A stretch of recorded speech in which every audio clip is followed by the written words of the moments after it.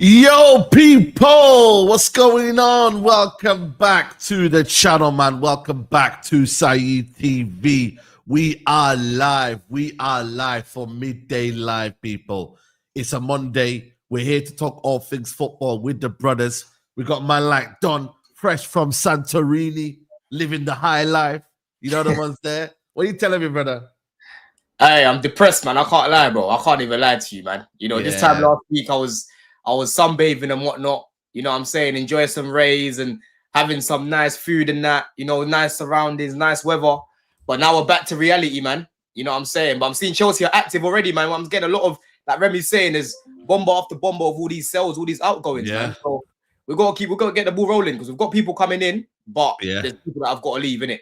Obviously, big up Potts, big up Saeed, big up Roms. Big up LB, big up Jules. They'll be on in a bit as well. Big up the chat, man. Big up the chat, man.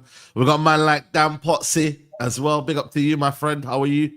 Yeah, I'm good, man. Lad on holiday blues, but I'm back now. And to be honest, I'm so glad that I took a break, man. I really am. Because as much as I love what I do, you know, it's like any job in it. You sit in this chair and you love it and you lap it up and the community's great, but then it's nice. It's not like sitting in the sun for a week chilling. Yeah. So yeah, man. Yeah. And yeah, big up to everyone. Big up to the chat. Hit like, subscribe. Make sure you subscribe to Don as well. Don CFC. Big up to Don every time. And big up to you, Saeed, as well, man. Come on, bro. You already know, man. Big up to you, man. Listen, we got a jam-packed show, man. There's a lot to discuss. But it's only right we start on Chelsea, man, because like Don said, a lot of activity. And the first one we just got right now, David Ornstein dropped a little bomber here. Exclusive. Burnley reached an agreement with Chelsea to sign Leslie Ugochukwu, 21-year-old set to travel for medical and complete permanent move from Chelsea to Burnley on a 4-year contract. France Youth International significantly bolsters Scott Parker's options as a number 6 and a number 8, man. I ain't gonna lie to you, Don. I was the one that was saying, you know what? I'm warming to the idea of Leslie. If United didn't put a bid in, you know what I mean? That I would take it. He hasn't put the actual fee. But yeah, man. Leslie Ugochukwu, man, to Chelsea, to Burnley. What are you saying about this one, man? Decent little move for him, man. Decent little move for him, man. I think that's definitely going to be a key player for them going forwards. I need to look at the rest of Burnley's team, to be honest with you. But what you've had recently, a lot of these teams that come up, they don't recruit properly. And then before you know it, they can't keep up with the rest of the league. They get relegated, bro. You know what I'm saying? And you know, with a lot of these teams, they lose a lot of midfield battles, man. Leslie, for me, is a baller. I rate this guy on the ball. I rate him defensively. You know what I'm saying? Is he gives you good height in the box and that as well. He knows how to score. He knows how to play as a box-to-box. And he knows how to basically play as like the 6 in the first phase, right? But unfortunately for him, we've just got too many midfielders, bro. As much as I like him, there's other players that are better than this guy that we already have at Chelsea, innit? So it's good for him that he's still been able to have that platform and make it in the Prem. Because obviously we bought him from France. He hasn't left Chelsea to go to any Mickey Mouse team. He's still going to be playing in the Prem. And you never know, man. He does well here. You could get a move to a mid-table team. You know what I'm saying? And then you build your career from there. But I think United, honestly, have missed the trick, man. This would have been a shrewd signing. It would have been a shrewd signing. In that double pivot there, playing in the middle, he's got quality on the ball, but off the ball as well. He's good defensively. He knows how to break up play. So your recruitment team, they missed the trick on that one. I was praying that Man United didn't get this guy because I was thinking, bro, you don't need a midfielder. He's going to cost like 20 million, 25 million. It's a no-brainer for me. You know what I'm saying? You're still struggling with Bruno in that pivot. You know what I mean? But yeah, this guy's right. Like Burnley, out of all clubs, listen. Well, Scott Parker, they like to play out from the back. You know, he's not one of them old school managers. You know, Scott Parker. Scott Parker's a decent midfielder this day. You know, like you know, he was a baller. And I think for me, he's trying to make sure that Burnley aren't known for what Burnley used to be. Yeah. Down long, you know what I mean? Like he wants to play on the block. And Leslie, for me, very press resistant, good on the ball, tidy in possession, and I think he's got room to grow. And I think for me, without sounding disrespectful, but it could be an opportunity for top teams to say, you know what, let's see what he does at Burnley, and then we may go for him in the future. So 21. Broy is there as well. Broy is at Burnley as well. That might be a club now. Broy, I'm worried for Broy, man. For me, he's not a Premier League footballer no more. Like since that injury, the guy has not looked the same, bro. Like before the ACL, he was balling out. Then I remember we had a game against Aston Villa. It was like a mid. It was like during the season. We had a game against Villa, and then he obviously he done his ACL, and he's been finished after that, bro. Like he don't even look physical anymore. You know what I'm saying? So that's what worries me about Burnley. Like who's their attackers? When they had company before, their build-up play was good. You know what I'm saying? They would get in and around the box, but their finishing was poor, bruv. You know what I mean? They didn't really score many goals, that team. They struggled to really have that final bit of end product. I remember they had Odegaard. I can't remember who their striker was, but they just weren't scoring enough goals to win. That's what their problem was, isn't it? You know what I'm saying? So this time round, they need to make sure that they improve their attack. I need to check. Can you get Burnley's attack up, bro? I need to check. Yeah. Let me check. I'll check Burnley's team right now as well. You know what I mean? Everyone hit the like button. Broja isn't a goal scorer though, is he? Let's have it right. Like, nah, it's not. I think he got like 8 or 9. Was it 9 goals at Vitesse and then about the same similar at Southampton, and since then he's got like 1 goal, I think. He's honestly, bro. When I was watching this guy live when he came back after the injury, right? He's not even trying to jump for the ball anymore, bro. It's like I'm watching him and I'm like, you just look like all your powers have gone. You know what? They got Keller Show. Who's he did well a couple of years ago. They got man like what's his name? My man that used to play for Sport in Lisbon. You got Jaden Anthony, who's decent. Yeah, let me just get it on here. 1 second. Yeah, they put it into cartoon characters, man. These I don't know what they're moving like, man. They're a bit crazy right here. Who came first in the championship as well? Was it Leeds? It was Leeds. It was Leeds that came straight up. See that, man. Brother, they got this brother here he's all right. Obafemi. They got Barnes. Who's this guy here? Jordan Bayer. Still there. Jeez. They got this brother here. I don't know if he's a thingy here. Hannibal's in there. Man, what's his name? Arias. Is that him? Edwards there, you know. Marcus Edwards. Why the fuck have they done it like this? Marcus Edwards have got here. He's played for Sporting Lisbon. They got a decent attack, you know. Decent little attack. Yeah, he's at Burnley there. They got this guy, Anthony. When the hell did he leave Sporting? Yeah. He left Sporting last month as well, isn't it? Hey, that's funny, bro. They look like a Chelsea team, man. This is your little Chelsea team here. This guy might be a forward as well. I don't know if he's good or not. Enoch Eze. You know what I'm saying? Yeah, man. It's a weird little thing they've done here. Let's be real, like they're going down, man. Like let's just say how it is. Let's stay at that squad, man. Like, I think Burnley, Leeds, Sunderland have done some decent business. Leeds, I don't know too much about. Like Joe believes they'll be all right, but I feel like there's a couple of teams that have got to watch themselves in the Premier League now in terms of like Brentford, maybe West Ham and Wolves. But other than that, I think the others are safe. So I think the 3 that come up at the moment, the favourites to go back down again until I start seeing them play football. But that's what I'm looking at on paper. That Burnley team is dusty. That's why they needed some midfield in there. That's it. Les is going to help them a little bit in that aspect, even though it was difficult for him to help him over there. But you got that person on the line. Another player that you're getting over the line is man like Dewsbury Hall, man. Everton have submitted a bid again. Why have you not told us what bid it is? You know what I mean? What are you hiding? To join the permanent deal from Chelsea. Club to club talks on the way. Chelsea opened this option with discussions ongoing on terms with Everton. I can't lie. Dewsbury Hall is a tiny little player, man. When he was at Leicester, I really, really rated him. Hasn't worked out at Chelsea. But yeah, man, 1 season. Is it 1 season has been there, isn't it? Yeah. It's only just 1 season gone. Bang to Everton, man. Decent little move for Everton. They need someone that can play in the 10/8. You know what I'm saying to you? I think to be fair, I don't think it's been a flop. I think he's worked as a squad player. Like he always came in to be a squad player. At the beginning, you could clearly see that he felt the pressure of coming to a big club because when I was watching his time, when I was watching a lot of Leicester games back, I even said at the time before Chelsea was even linked, I said, bro, this guy's gonna get a move to a big team because he was cooking. Right. I think he got like 26 GA the season they got promoted again. But when he came Chelsea, bro, like he was playing everything safe. I wasn't seeing him taking risks like what he usually did. Then eventually he started to get his confidence and get his rhythm. Yeah, bro, off the bench, he was useful, man. Yeah, I remember against Forest, he came on off the bench, got a vital block. There's a couple games where he came on again, pressing off the ball. Obviously in the final, he scored in the final, and that was it. The final? No, not the final. He got an assist in the final. Yeah, got an assist. Benfica, I think he scored against Benfica as well. Obviously in the conference league, it was he played a lot of games in there as well. But ultimately, he's never going to be in the 11, is he? You know what I'm saying? No, quality. Never. And for me, he's more than good enough to be playing for a mid-table team, starting week in, week out. You know what I'm saying? I think people are they disrespect KDH a lot, and I'm like, bro, you got to remember, like, he's gone from Leicester to a big club. You got to let these guys actually find their way sometimes. You know what I mean? It's not instant. You know, it's never going to be instant.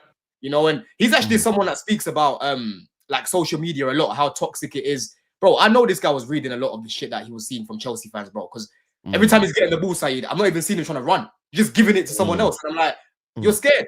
Take risks, bro. You know what I'm saying? But I agree. It is where it is, man. It is where it is, bro. I'm not going to be crying about it. I think that'll be a good move for him. Yeah. They got Rob as well. I think that'll be a good move for him, man.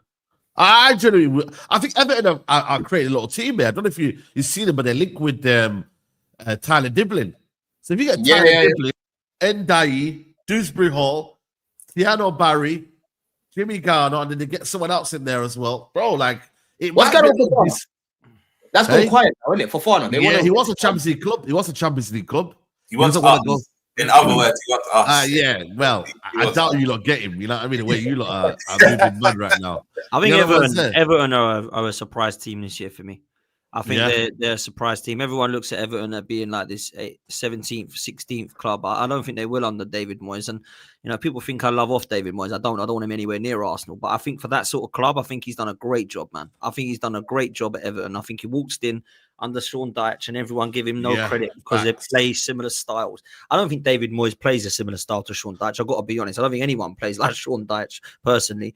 I think David Moyes did a brilliant job at West Ham. And I think he already previously did a brilliant job at Everton, which got him the Man United job, right? I don't think he should have gone Man United. I think that was the wrong move for him, and we all know why. Yeah. However, I do think he's good for a club like Everton or West Ham. And I think I agree. Everton this season, I think what he did with Everton was great. And I think this season they'll be flirting around 11th, 12th. I don't think Everton will be anywhere near the relegation side. I could be wrong. I could get egg on my face. I think Dewsbury Hall's a good signing. I'm interested to see what Tiano Barry's about because there's a lot of clubs interested in him. So I've got to be honest, and I think Everton defensively with Pickford and Branthwaite and Tarkowski, they're always going to be hard to beat. So I think for me, Everton could be a bit of a surprise package. Not go and do some madness, but float around sort of between 9th, 10th, 11th. I think they could quite easily do that this season. Okay.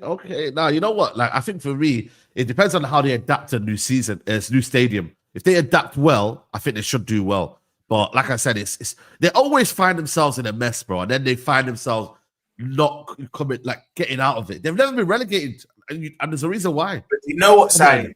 Potsman has a good point. They always find themselves in relegation battles without Moyes. Moyes rarely ever had them there. Moyes rarely ever had them bottom half, let alone a relegation battle. So what's his spot on? But someone just said in the chat, new stadium, because I think I can speak for all of us. Them old traditional English ground in the ground. Let's, like you said, Taz, let's see how they acclimatize to the new stadium, because I know we've not played a game yet, so this might sound stupid, but I feel like I'd rather play them in a newer stadium. You're a bit more away from the pitch than Goodison. It's like the fans can touch you from the side and that. Like, it's a hostile environment, and you only got to look at our record. We didn't lose a lot there, but we'll draw a lot there in the last 5 to 6 years. So let's see how they get used to that stadium. But I agree with you. I think Everton will probably get around 8th to 12th this season. I'll be in and around mid-table. Okay. I agree. Another player as well that Chelsea looks to sell is Kenny Chukwuemeka. Negotiations ongoing between clubs to find a solution. Chelsea insist on a permanent signing. I'll tell you what, I'm bored of this, man. I'm so bored of this, bro. Dortmund, we know they want him, bro. You want him, so fucking pay. But they're broke. They're broke. They ain't got the money. I'm so bored of it. Honestly, when I see Carney Dortmund, I just keep scrolling because like they've been interested in this guy for time. He had a good loan there. He had a few injuries and that, but they liked what he was doing when he was playing. But they just never have the money, bro. That's their problem. Yeah, this is it, bro. They you know what they do? They're very clever at doing deals, but then they sell well. But then when it's about time, they got to pay money. Like they got 40. How much you get money out of you lot for Gittins? 45 million. Yeah, it was like 48 million or something like that. And then you know what I mean, bro? So they're very clever to get their money, but then when it's about time to spend money, it's like I don't have money. Brother, what do you mean? You know what I mean, bro? Like, bro, give me the money, man. Like, real talk, though, man. You know the man there, they're quick to take money from you, but it's like, yo, when it's time to give it back, it's like, yo, the online banking, bro, I don't know what's going on with the app. It's slow, you know. Yeah, it's slow. Yeah. I'm having problems. You know what it is though? Like, you just think we're spoiled. Like, if most of our clubs want to play at more 9 times out of 10, we could just front the money. But other than the Premier League, Bayern, PSG, Madrid, everyone else just doesn't really seem to have money. Barca at the moment don't really. All of the Italian league don't really have money. Everyone bar PSG. Actually, Marseille got money as well. But like, you get what I mean. Predominantly, I feel like we're just spoiled. We're really saying just pay up. But like, I don't think. How much would you want for him? How much would you want for him, Don? How much would I want for Carney? I'll probably say like 25, 30. I would say. I'd say about 25 is about right, you know, for Carney. Yeah. 25. You bought him for how much from Villa? Bro, it was like minimal. I can't remember how much we bought this guy for. Yeah. He was one of Todd Bowley's first signings, bro. Yeah, I think 25's fine, man.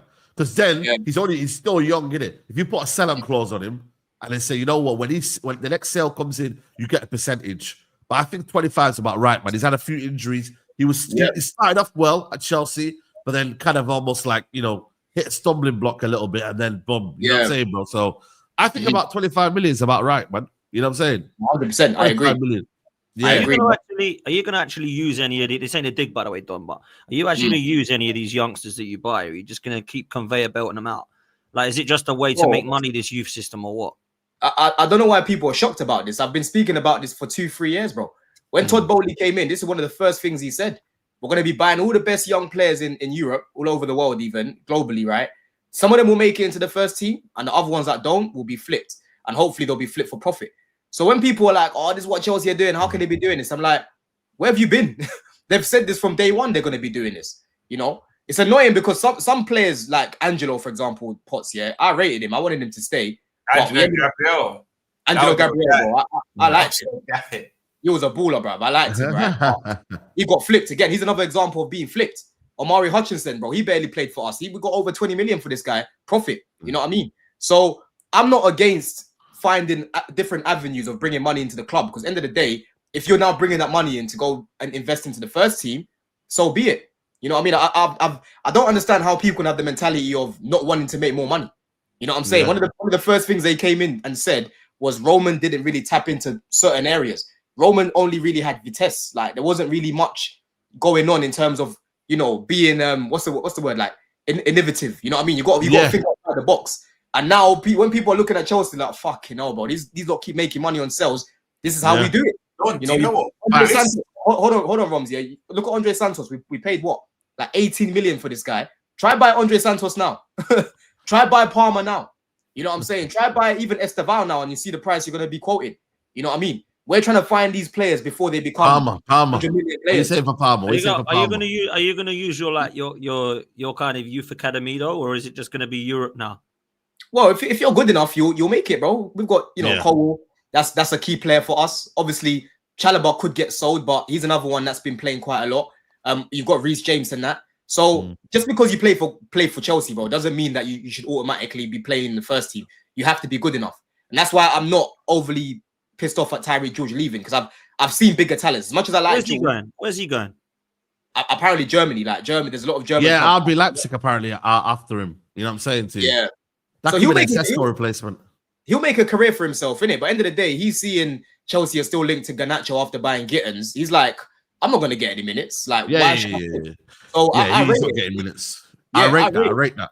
I was going to say, though, we kind of do what you do, but the only difference is we won't sell to just buy straight away. Like, we'll nurture them from our academy, like your Kelleher's. We kind of did it with Solanke. Got Solanke in, I think, on the tribunal. Then we shot him for big money. Brewster, again, wasn't in our academy from young, but he came to us quite young. Then we shot him for money. You've seen Kelleher recently. Tyler Morton with Leon. We're kind of following your mold, but there's just a little tweak. We won't just buy it, look to sell 2 years later. Roms. There's one for you. Me and Saeed can't get involved because our two clubs are shit at this. But who's better at selling, Chelsea or Liverpool?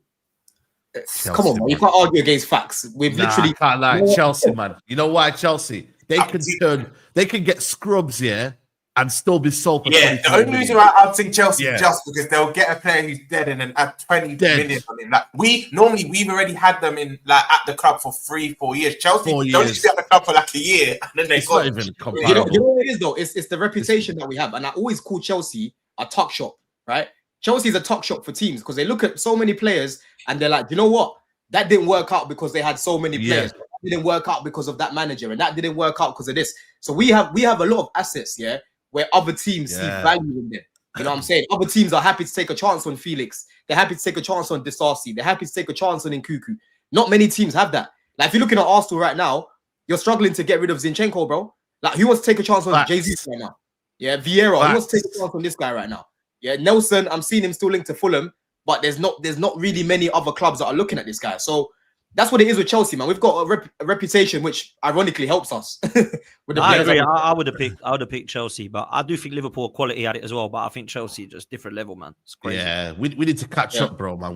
Bro, Arsenal and United. I think United are the worst, man. Obviously, ours is probably due to wages, isn't it? But bro, like I swear down, bro. Like Ours is shit though, Saeed, as well, man. No, I'm sorry, it has to be Arsenal. What your ours record is sells 35 million. That's yeah, crazy. 35 million. yeah, but bro. our record sale is Dan James for 30 million.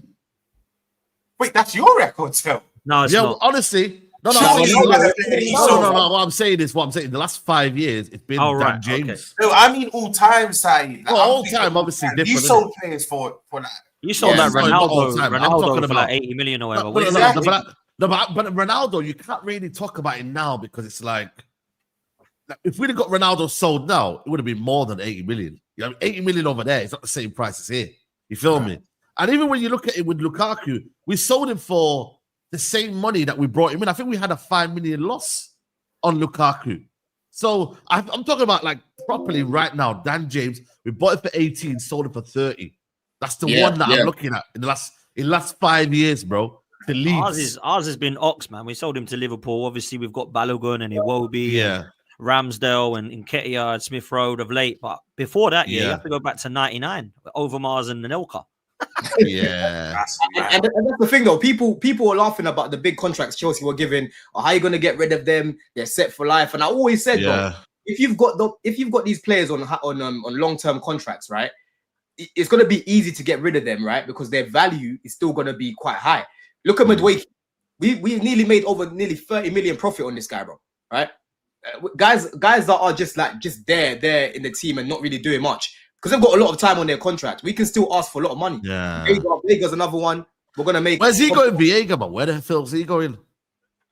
Bro, Atletico Madrid were linked, but that's kind of gone quiet. I don't know what I'm trying to say, man. Yeah, would it not be better for us to all have like bloated squads here, and then get them for relatively cheap? Don't buy them on mad like peas, and then go put them out on loan, and then maybe inflate their price and then get a little profit on that one. Do a little something like that, bro. That's what Chelsea are doing. Yeah, get a bloated squad, yeah. F it. Do a madness. You know what I mean? Get them on relatively low wages and then move like that, bro. You know what I'm saying? First, you lot are laughing. Now you want to join George, man. Sorry, I didn't see you there. You can't beat him. You know why that Yeah, fuck him, bro. Can't beat him. Join them, man. 100%. You know why that won't work, Saeed? Yeah, because the problem will be is if you have a load of players that teams know you don't want, then their price automatically drops anyway because teams know you don't want that player. So they're not going to be willing to bid high fees and compete and all that. So that automatically drops their price. And that's why I think Chelsea are probably struggling at the moment to get rid of some of these players because they probably want higher fees. And like Don said, Dortmund pay the fee. What Dortmund will end up doing is waiting until you guys are desperate and you're going to end up accepting the fee that they're willing to offer. And how about you, Jude? You lot have made what is it 10 million since 2018 in player sales? What's going on, bro? No. So you don't actually read properly, Don. I know you have comprehension issues. Tell us. They're talking about from the squad of Pochettino's team of the first 11 that started in the Champions League final. But even then, it's not true because you would know we sold Harry Kane for 90 million. So it's been he was exceptional. You're not using your head, are you, Don? Are you? You're really not using your head there, are you? When we talk about record sales, you can't talk to my club because we sell for a lot of money. I've sold for a lot of money. So. No, but has it though? Apart from Harry Kane, give me a player that you sold Gareth for. Bale, 85 million, world record. No, forget that. I'm talking about the last 5 years. 50 million. So what are we doing here? Last 5 years. Last 5 years. We're Tottenham aren't a selling club in the last 5 years. You look at all the players we sold. We only sell fringe players. We don't sell any of our good players in the last 5 years. Yeah, but I think you haven't brought in. Sold Ericsson for 20 million with 6 months left in his contract. I mean, that's a damn good price. Yeah, that was a good. I remember watching a documentary. That was a good deal, to be fair. How much you got Oliver Skip for? Oliver Skip for 25 million, did you find? Oh, yeah, we got good money for Oliver Skip. You know what? Yeah. Skips and Winks, we both got like 20 mil for both of them. And you're better than your neighbours. You're better than your neighbours for sure. Yeah, you're definitely better than your neighbours. You know what I mean? You're better than your neighbours. That's crazy, man. Listen, but you know what though? With the money, everyone's you have to go and spend it. And I'm just looking at one player that we've got done. Garnacho, talk to us. What are you doing? What's the lowdown? I know we'll talk on Javi Simmons in a second, but Garnacho, what's going on? He's like, have you done your research? 1 second, Side. Have you done your research on this player, Don? Could you That please was 6 months ago, Don. what research you've done? His wife back in January. You know what I'm saying? He did. He did. You prepared for this one back in January. You're well versed. Remember,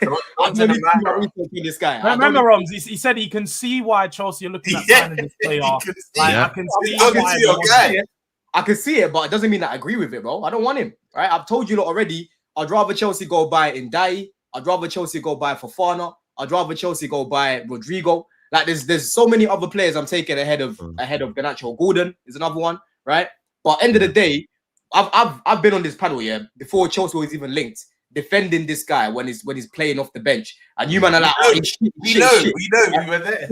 So for me, end of the day with this guy, right? If he's coming in along with a Xavi Simmons, for example, as much as I don't want him, at least then I know he's most likely gonna be in the background.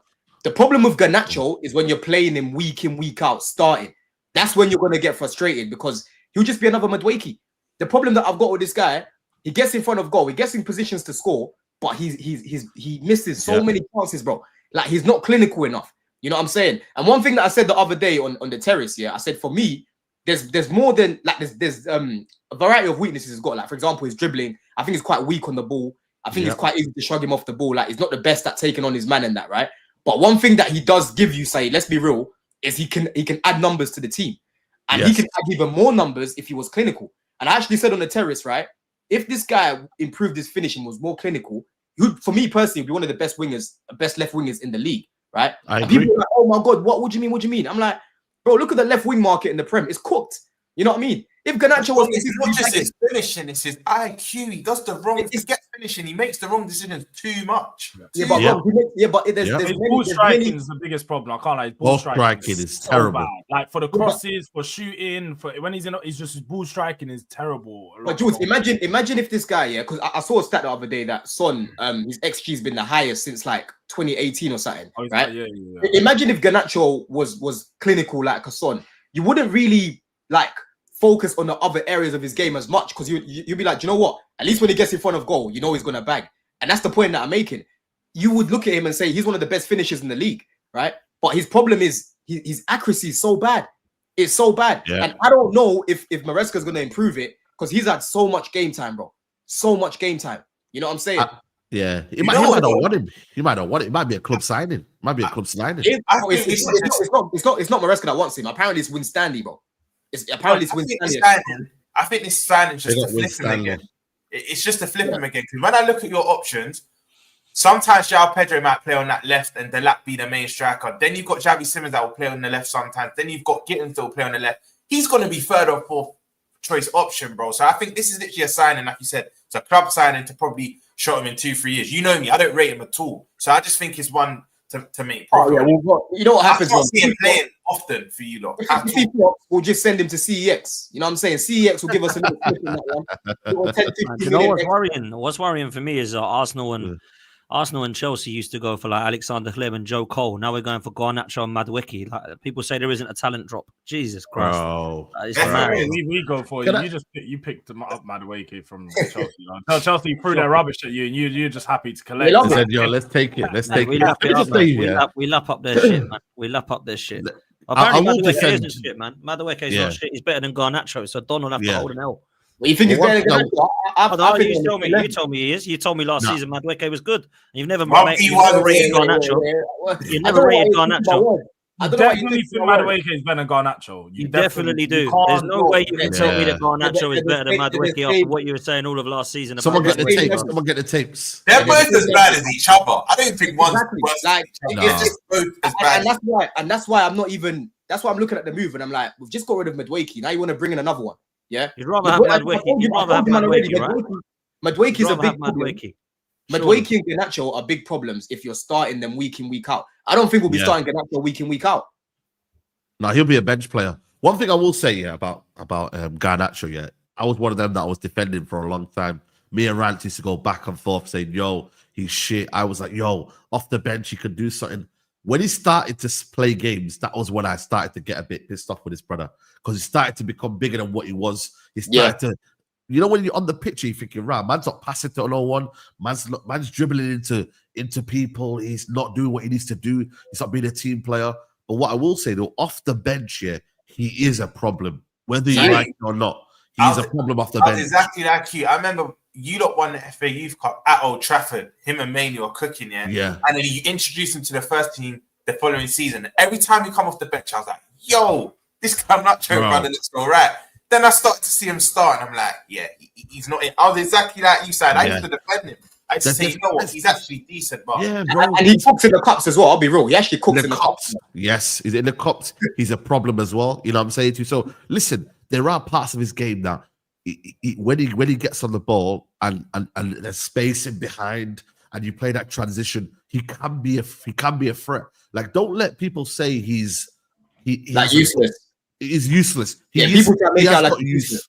He has got use. You feel me? So at the end of the day, people, like, I'm not gonna say to you like, yo, bro, like on a real one, not even on a banter thing. Yeah, I'm glad you lot are buying him, because we need to move on and we've got upgrades. You know what I mean? And Boom on Cuddy, them man are upgrades, and we need the money as well. So for me, I'd say give us anywhere in the region of 30 to 40 million. I'd be happy with that. Move on. Yeah, that's what I'm saying. Like, for me, like walking into an environment, right, where I don't think he'll be allowed to take the piss the way that he does at United, bro. Like, you know, he's got Enzo there. Obviously, Enzo's his fellow Argentinian and that. You know what I mean? Obviously, Palmer, you've got Colwell and Reece and that.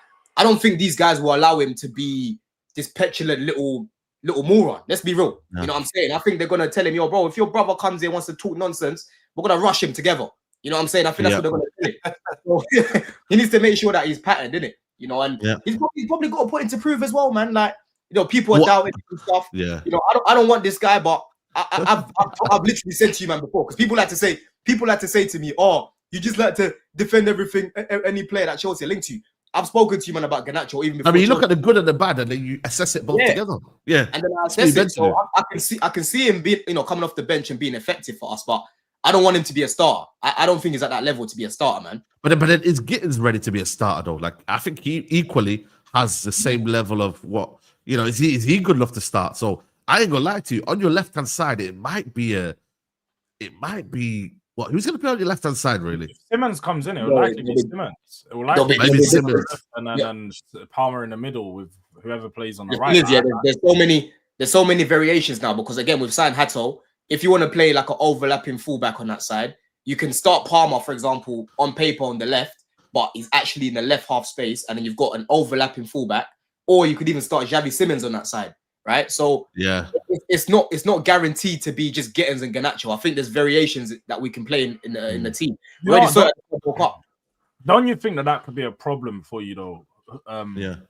Because when I was looking at it, I'm like, you've got so many players that are versatile across so many positions in that front three that if Maresca starts using them too often, it just becomes like a combination that nobody really has a position. You're just playing a front three or front four, and it's just a combination. Like, I feel like that could affect you guys this season with not having, like, you should have your starters and then your players that come in as an option in case of your starter. But where you have, like, say, Pedro could play off the left if you want. So you could play Pedro, you could play Jackson off the left, you could play Gittins, you could play all these different players off the left, same way for the right and same way for the cam. Yeah. Ain't a good thing all the time. Yeah, but when you're looking at guys like Palmer, bro, you play Palmer down the middle, you play him on the right, even off the left hand side. You know you're getting a player that can cook on that side. You know you're getting a player that can do a job there. So I'm not against it. At the end of the day, Jules, I like the fact that we're unpredictable.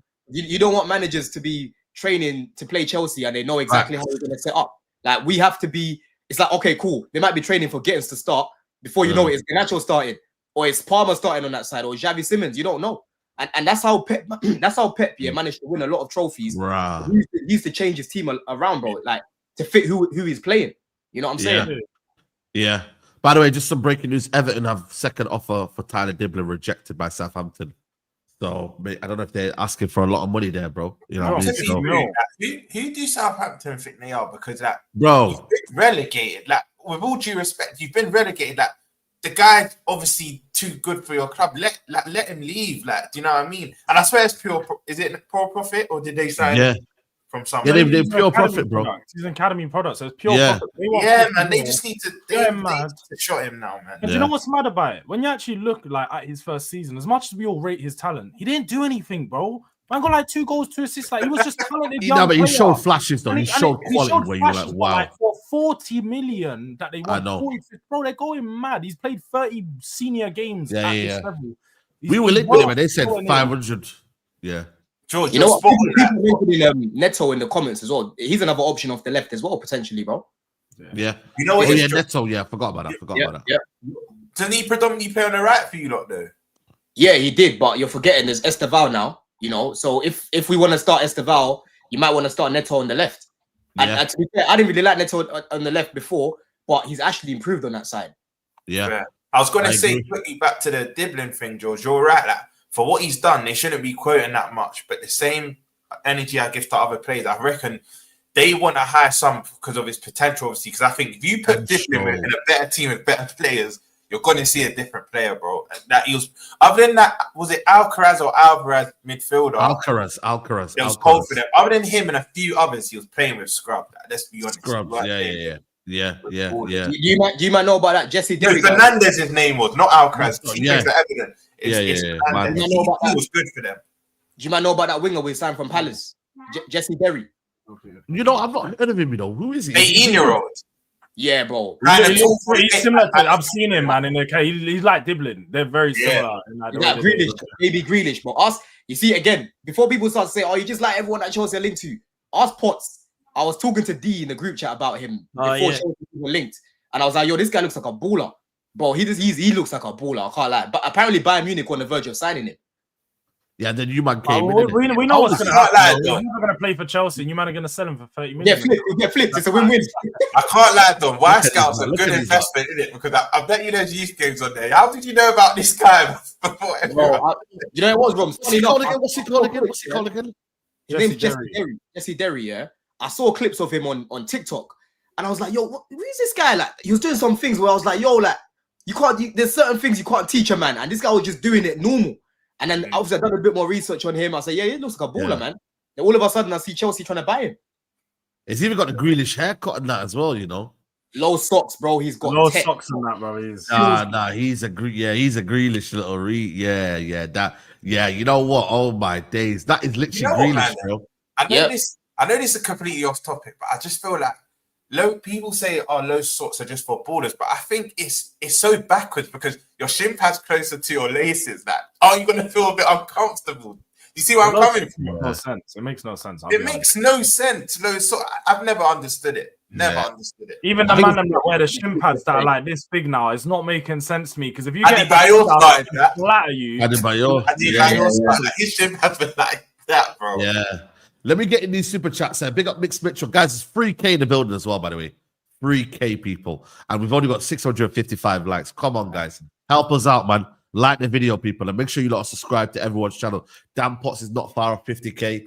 I mean, Don, what's your next target as well? Let them know. I'm nearly on 10, bro. I'm on 8K now, man. There you go. You know what I mean? We're trying to get to Jaws up to 5K. Roms as well. Next target, 5K. So people...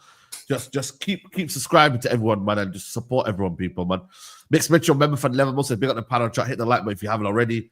Chelsea might have had the best window at the end. Yeah, they might do. Don, are you saying no to Ashley Barnes in FPL? It said Dan Potts.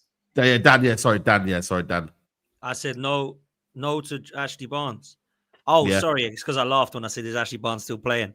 Yeah, no, definitely not FPL, man. I can't believe he's still playing at Burnley. How old is this guy, man?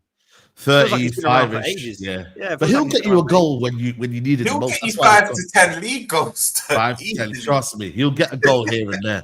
He's I'm a telling horrible you now. player, isn't he, to play against? He's one of those horrible players. He's absolutely. He's a proper bully boy. Yeah, you know them bullies.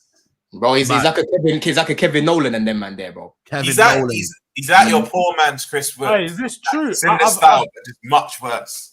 Do you know what I mean? Like, no, go on. Continue. I was just going to ask a question, but I'll wait till you're finished with this. Yeah. Arsenal's highest ever. Update as well. Apparently, Dewsbury Hall's nearly done. Oh, is it? Yeah, I just see that. They were done very soon. Already done. Oh, so we're gonna get how much did he pay for him again? I think 30 million or something. Yeah, and you're selling for how much? I know it's just higher, but you're selling for how much? It'll probably be the same amount, or maybe even more. Maybe like 5 million more. Bro. So I mean, Everton are going to do well this year. Dewsbury Hall's a good signing. Tyler Diblin's a good signing. I think they're doing good business, man. Yeah. They brought a Moroccan kid at left back as well. Listen, they played well against yesterday. I can't lie. They were moving to you, man, at most. I know, Beto bro. was just moving. Beto's rubbish, man. Beto and that Barry kid, they need a striker. Tieno Barry, there's something about that kid. I don't know what it is here, but he looked rubbish, man. I can't lie. No, I'm not. I'm saying though, for watching him at La Liga and that, he's got a future. But for me, it's that Ndiaye guy, man. Ndiaye is a problem, man. Ndiaye is quality, man. He's a baller, I don't think bro. he won't be there for long. He honestly won't be there. Another year. He's got another year, max. Yeah. NBA high Arsenal's ever sale is 34 million. Listen, man, I can't. That's mad. Gittins clears Garnacho. Don't compare them. Does he though? NBA highs, man. I don't know if he clears him, man. He might be more talented than him. I'll give you that one, but I wouldn't say clears him. A. Solomon, Southampton asking for 45 to 50 million for Diblin because Chelsea has a sell-on clause. Wow. That's fair. You know what? That's fair because that's fair enough. I didn't even know that. Fair enough. Because if they're not getting anything out of it, then of course he's, you know what I mean. What's the point in that? We got to A. Atenus. He says, "Let me counter George about his Isak views. Earlier, I saw him on Terry. He's disappointed with the way Isak announced his desire to leave. Redone. I compared Salah to Isak in order to sign this 2-year contract. He wanted FSG to spend heavily this summer. How do you know Isak didn't do the same?" You know, we'll get into Isak, man. We'll get into Isak and we'll discuss it right now, man. He's back in training. You know what I mean, in Newcastle. You know what I mean, man told you, listen, come back if you want this deal sorted out, man. Back in training, future yet to be clarified for striker, as Newcastle have not opened doors for his exit as of now. But yeah, what was he saying, George? What was your point you were making? So I was just asked the question whether Isak went the right way around getting the deal done, and I just made the point that I'll be honest, like I think looking at it like this, the way that he's gone around the deal, I don't think it's the right way. I think the fans have a right to feel, you know, upset with him and upset with the way that it's being communicated. A lot of people are referring to, you know, behind the closed door stuff that him and Newcastle may have or may have not had. But we're not privy to those conversations. We don't know his demands from Newcastle and what was expected of Newcastle to do this transfer window. All we know is that he put in his transfer request 2 weeks or 3 weeks before the season, right at the end of July. If he wanted to maneuver and move and put himself in the best position, and to be fair, if he wanted to be held in a good light to the Newcastle fans, he would have done it early on in the window. And more importantly, just at the end of the season, just said, look, I'm looking to move on. Respectfully, I've done the best that I can do. You know, I've got us to Champions League 2 times in my 3 or 4 years that I've been here. I've won you a trophy. There's not much more that I can do, but I want to take the next step in my career where I can compete at a Premier League level. Nobody would be mad at him. If you just come out and you're transparent with your feelings, nobody's mad. But it's because he's behind closed doors. He's acting all happy, acting all giddy after the season, smiling in all the cup-winning videos, saying how he's going to be staying at Newcastle and why would he want to go anywhere else, just for him to do this. You know, say that he didn't want to come back to training, say that he wants to leave. And yes, if Newcastle have made him promises that they've not kept, then 100% the board are going to have to hold a lot of corn, and their fan base should get onto the board for doing that. But until we actually have that news, then we don't know. He was offered a new contract. Yes, it was probably too late, and that's fine. I didn't expect him to accept that new contract. But him wanting more money or him wanting a new contract to stay at Liverpool, he should have made it very clear whether he wanted to go or not. Oh, sorry, give me a second. Big up. Nah, big up, man. Big up. No, but honestly, you know what, though? I think for me, is there a right way to move a club? Like, I don't know, man. You got to think about your career. You got to think about Liverpool have come call. It's not like it's a random club. What's Liverpool happened is, from what we understand, I feel like Newcastle have reneged on a promise. We've done it for you lot that watch Love Island. We said, "Can we pull you for a chat?" We've turned his head. we've pulled you for a chat. We've turned his head, and then I think his curtains from then. But the thing is, why it's hard because a lot of people will say, "Oh, you're just saying this, you're biased because he's linked heavily to your club and he's most likely going to come to your club." But I mean, if you've been promised something and they've gone back in it, you kind of have to kick up a fuss to kind of show authority. You have to. So whether you think it's right or not, you kind of have to. So he thought, you know what? What was mad about this, and this is how you know he desperately wants to go. He didn't even want to return to the northeast, let alone training. It's not even like whilst they were in Singapore, he wanted to be at home or within the facility. He just didn't want to be in the northeast. So I just think it's a thing where he kind of had to do something. And then people might say, of course, you would say that he's linked to your club, but I'd have the same energy for most players. That if you want that move, but you want to, because he doesn't want to hand in. I think you were saying, George, last week, he doesn't want to hand in an official request because it messes with the loyalty bonuses and stuff like that. Yeah, bonuses and that. But apparently today he's not gone. He's not actually trained. I'm hearing he's not trained. He's just gone there to meet the club with his agent. Apparently that's an old picture. I don't know how true it is, but I got sent that tweet this morning, and it's like, I can't imagine that being a real picture of Newcastle playing yesterday and probably still making. I can't imagine them. Yeah, unless he's doing individual training. Still. Yeah, he probably. Yeah. Let's just say how it is. It's a mess. The whole thing is a mess. Yeah, Newcastle have had a shambles of a window. They obviously want Sesko and Visser, and I think they'll probably get Sesko and Visser unless Man United really badly wants Sesko. And that means Isak will go to Liverpool still. I still think Liverpool will get their guy. I don't know how they can't now. Like Isak's made it very clear that he wants out of Newcastle. And Isak's not saying, I just want to leave, don't care where I go. He clearly wants to go to Liverpool, and Liverpool are serious about it. Liverpool have got the dough. Newcastle need to sell him this summer because they're not going to get that offer again next summer because it's obviously next. So I've got to be honest with you. I think I personally feel like there's absolutely no way I can see Isak staying at Newcastle now. Some of the chat believe that Newcastle is staying there now. Newcastle just aren't going to sell him. They'll have an unhappy player for a season and he'll go for cheaper next season, either to Liverpool or Barcelona or someone like that. So that's how I see it happening, man.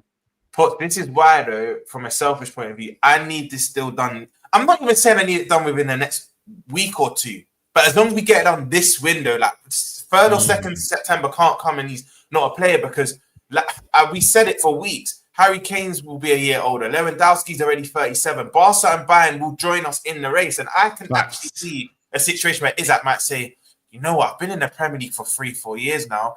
Let me go back abroad. I know some people might say, but he's already been in Sociedad. But there are other two.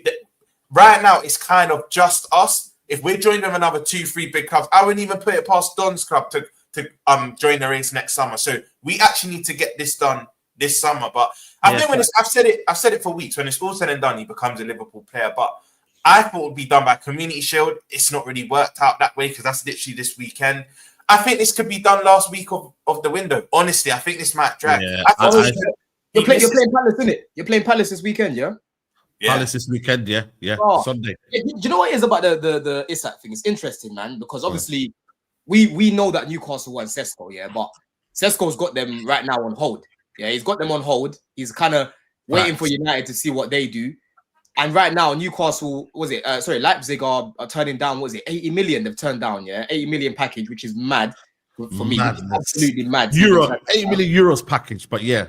80 million euros package, yeah? I think it was like 65 million up front, right? Yeah. So it's sticky Roms, man, because if Sesko goes to United, now they're looking at it and they're probably gonna go get Jackson. But if you sell Isak and then go get Jackson, bro, you're asking to finish outside of the top 6, yeah? Because I like Jackson's overall game in terms of like link up play and that. But when you're talking about finishing, bro, Isak is in a different dimension to Jackson. Like I would be fuming. I would be fuming. Bro, the only better finisher in I've heard they wanted Watkins. Watkins would. I can't lie. Watkins. What's the respect of Watkins? Watkins would be a sidestep, like a good sidestep for them. Like a very. Yeah, but you would think about it like this though. If Watkins leaves Villa, yeah, because it's quite late into the window now, isn't it? Like it's not late, but you're going into the last stretch now. Yeah. If they get rid of Watkins, Now they're in limbo. They'll have to No, go but they get need sales in order to buy players. That's why you've not seen them active in this window because they need to sell players in order. But to they ain't gonna balance sell. their But they ain't stock. gonna sell Watkins though. They'll But sell. They'd rather they're sell him. willing With to nothing. sell him to you, man. You man just ain't willing to put up the money. They want 50. But what I'm 60 saying, M. no, but That's what they've it been is. adamant of saying, yo, he's not for sale though as well. They've also been adamant in saying that we're not gonna. It's like how Forest were. Was it Forest or someone else? Newcastle actually. They were adamant not to sell Isak because they said, you know what, we'd rather sell Midday, we'd rather sell the other brother in midfield.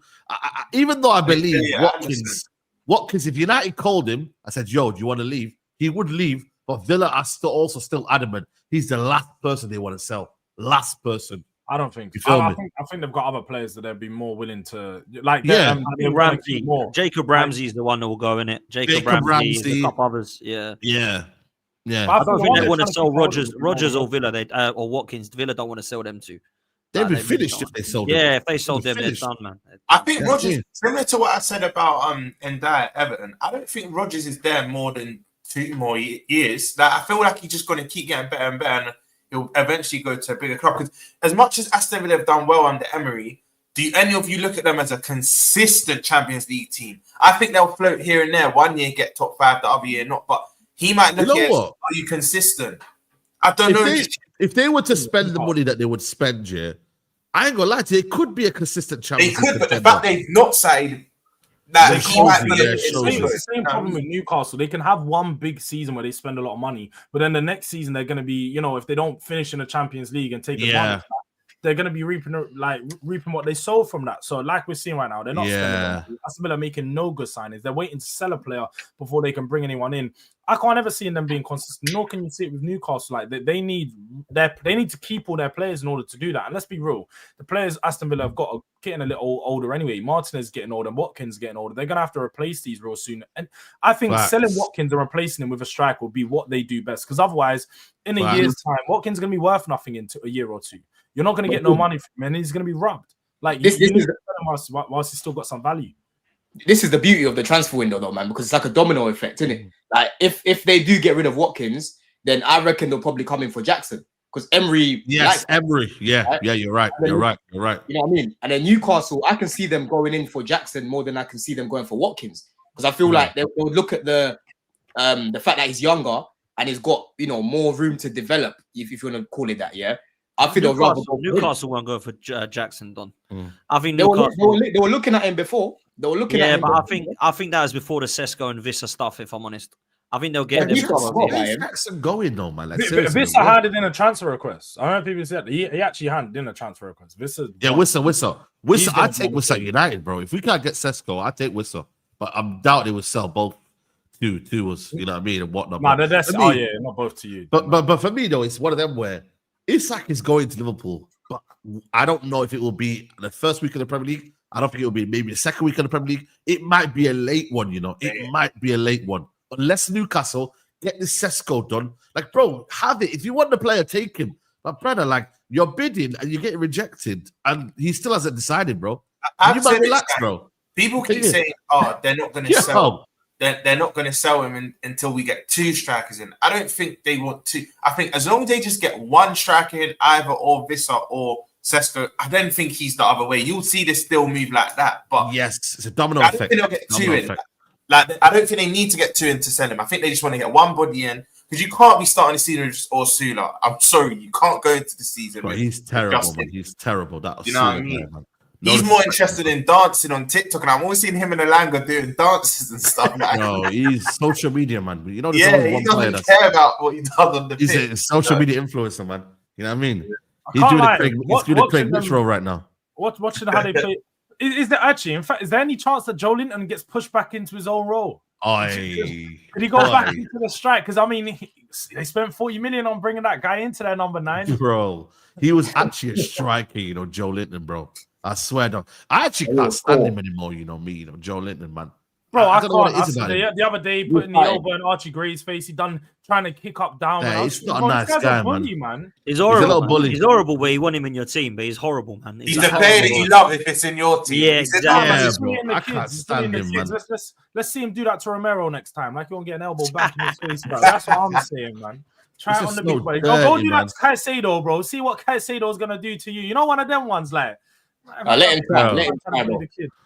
You know what I mean? But now, honestly, with the Isak situation, it's also going to be that Newcastle still want 150 million even if they sold Isak, or is it because they haven't got Sesko in that they're asking for? I think once they get Sesko, I think if 130 million should do it. I don't think as much as they're going to stay 150, 130, or even 120 with 10 million add-ons. I think 130 can do it. But if they get in Sesko and Vissa, that's still good money to get in for them. Do you know what I mean? So I think 130 could do it. But then I have said, Joe, the 130 base fee with 20 million add-ons, and that then makes it 150 million package. So I don't think we're going to ask what they want. I'm looking at it and I'm like, if they sign Sesko and Vissa, that's going to cost them 125, 130 million already. Because that's a 40 million plus a 90 million or 85 plus a 30. Like they're spending a lot of money on those two players. I think they're gonna guaranteed one, even if it's a minor profit. They want a guaranteed profit on that sale. They're not selling Isak and signing two players for the same value because that's a loss. That's a whole loss in the window. And they're making bread, man. Like I said to you, Nunes. I don't know how this brother is being sold, for that amount, bro. I can't comprehend it, bro. I swear, man. I see they're at like 180 million in sales right now or something. Liverpool. Bro, we sold very well, bro. Morton's about to go for 15 million. Shot Kelleher. Nunes is on his way. Diaz we sold for 60 or 70 million, bro. We're selling. That's why when everyone's like, Liverpool's selling, I'm buying so much in that. I was thinking, this is how Don must have felt last summer. Just relax because we're buying a lot, but we're recouping a lot as well. So. Yeah, man. Liverpool ain't going to be done. It ain't just going to be Isak and Liverpool done either. They're going to go again, man. So I think Isak and Gahey done, and I think we might be done after that. I don't think you get Gahey. You know, I got a feeling like it's coming a bit too late into the window. I think that Crystal Palace haven't signed anyone as well to replace him, and I don't think they're going to sell him. But they were looking at Bissek. I seen something yesterday. They were looking at Bissek from Inter Milan, and Inter need that's a good signing. 28 million. Caden's in the chat. Caden might know a bit more, but they were looking at Bissek for 28 million. I was saying if they was to get Bissek in, George, I think we could get What happened to Diomande, man? I thought Diomande as well. I feel like that's not happen. That's Potts' boy. Potts, what's that? Who's that French guy you linked to now? I'm seeing you lot are linked to Jeremy Jacquet. Jeremy Jacquet. He's a Rennes centre back. I know nothing about him. 19-year-old, very highly rated. Shout out to Keith, man. Shout out to Sky Sports Keith, by the way, man. You know what I mean? Shout out to Keith, bro. But what's he said, people? Let me know in the chat. You know what I mean? People are saying there's an update on that. I don't think there is. Oh, okay. Alexander Isak has spent 3.5 hours at the Newcastle training ground this morning after returning from Spain. He's been getting treatment on his thigh issue. Manager Eddie Howe and his players have the day off after landing at 9 a.m. So man came in for a little massage and that, you know. Absolute bollocks, man. Absolute bollocks. He's probably you know what my biggest question is? Why are these men reporting this stuff? Why is that even relevant? Nothing's happening with the deal. Why are you telling us that my man's getting his fire rubbed up? Like, why is that relevant? It's like I hate when these reporters just regurgitate stupid news and just like have us on streams. Like, look, you guys, there's something new coming out. You know what we're hearing as well, George? Apparently, Nkuku's not going to be in training because he's got a slight issue. Wow. I know what you lot are doing. I know what you lot are doing. We're not stupid. Nkuku. Yeah, that's crazy, man. This is what Luke Shaw's been doing for years, and he's been getting injured just before he's about to leave or he's about to be forced out. Same with Onana, bro. You think Onana's got a hamstring injury, man? This guy's he's lying, man. This guy knows his position's on the threat. Yeah, he's also made United fans now miss him because of that bozo. Bloody Bayende. He's shit as well. Big up Bayende, man. Bro, hey, that goal Everton scored summed up the whole of your club. Like, your club is goal, shit as well, mate. So what people are saying, you know what they're saying? Oh, you know what, man? Onana can't be that bad because we've got a shit keeper in Bayende. It's mad, bro. Yeah, I remember when David De Gea got so much hate. I bet you wish you had him now, man. Jesus Christ. He's much better than these clowns. They're absolutely shocking, on, man. It's so bad, man. And he's coming back to United, by the way, on Saturday. He's coming back to United on Saturday, by the way, for a friendly. And he's going to show that as United really missed. Yeah, Don's on mute, man. I don't think he said anything. Did he say anything? Yeah, Yeah, he's he been did, saying yeah. their stuff. He's been on mute. No, he's not on mute. He's not on mute. It's just his mic's died. His Mike's dead. dead. His mic's gone, Yeah, man. yeah. And there was super chat came before. Newcastle got rejected everywhere. How do you know he didn't wait until July to see how the board spent and based on what they, based on that, make his decision? That's very. That's a risky move, man. You know what I mean? That's a risky move. But You know what's risky as well, Saeed, yeah, is what happens next with Newcastle after Isak. Did they then get Bruno G and Tonali going, yeah, I'm done. If you're selling him, I'm off as well. Like, do you know what I mean? It's a hard thing, man. It's hard. Bro, listen, man. If they don't get Sesko, they best get Sesko. That's all I'm telling you. Because, boy, all United need to do is get the phone call from Sesko, say, yeah, I want to join your club. And it's done. Same with Mbumo, same with a lot of players. Yeah, but you still have to pay up, though. Do you think you're going to pay up? Brother, I'm not gonna lie to you. I think United need a midfielder more than his striker. So if we missed out on striker, I would be rather go and get that. Go and get that money. Spend it on Beleba. Go and get it. Beleba will cost you about 80 million. Go spend on that money there. It cost 100 plus, man. He ain't gonna cost 100 plus. Relax, man. 100 plus is crazy. It's off again. That is crazy. Done the match. That's crazy.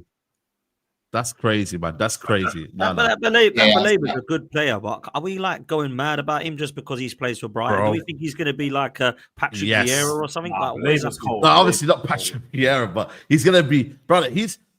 Listen. I'm not saying that. I think Wharton's better, personally. Same, Roms. They got different qualities, though. They got different I qualities. think he's more tidy, but like it's like comparing a Rice and a Party. I think they're very different players when you actually look at them on the eye, man. Very yeah, bro. Right, I rate him. I think Beleba's good. I think Beleba's good, but bro, Party's better than Rice, bro. I'm sorry, man. Like, what are we doing here, man? Yo, that was a. You said that was a bad Wharton. You'd comparison. rather Wharton over Rice the other day. Say you just be saying Yes. things, man. I can't believe Yeah. what you say. What do you mean? I said for me, for what we need in our team, I would have Wharton over Rice. That's all I said. Yeah. It's a preference. Not only is it a preference, but I think Wharton is better on the ball. That's all it is. And I need ball players. Don't get me wrong, the box to box we still need. But I'm just saying for right now, United needs someone that's good on the ball. Because under pressure, we've seen it. It's not working. I Don's back on mute. I don't know why you're not all over back on mute. stuff. I swear Don's back on mute. But I don't know what's going on with this thing, bro. Why it keeps muting, yeah? Can you hear me now, yeah? Yeah, we can hear you now. We can hear you now. Yeah, bro. Listen, Saeed, what's going on with you, man, though? Because I'm seeing you lot getting carried away now. You're seeing some patterns. I'm not you're carried seeing away. some triangles and, Mason Man scored again and that. You know what I'm saying? Yeah, That was a finish, though. You've seen it all. They're saying back-to-back wins. We won a trophy. Getting carried away. Yeah, bro. bro. Listen, that first 35 minutes, bro, you know what it is? We're starving out here. When I see Cullion and Boomo linking up, I was like, yo! Bremer was moving mad. And Boomo. Aye. And Boomo's looking. Don is actually a madman, you know. I love Don. Don is actually a madman. We got done, man. I see you lot getting carried away. Nah, the first 35. Yeah. It's true. They're seeing some patterns through the midfield, you know? Oh, my God. Oh, shit. I was starving. You're done, man. Allow us, man.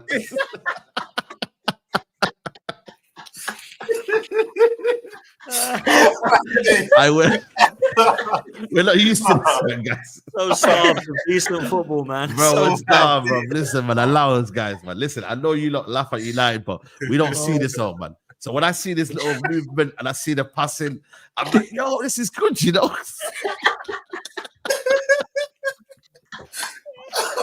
Hey, guys, man. Yo, listen, man. People, man, we're starving out here, man. We're starving out here, bro. Oh, that was so You know funny. I'm laughing because I was actually seeing people say, "Oh, we're passing it."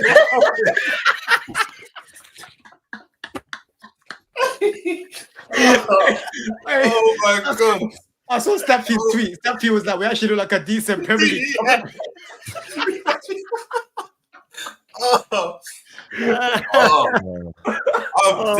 Hey, Hey, listen, Saeed, man. hey, where you gonna finish? Okay, where you gonna finish?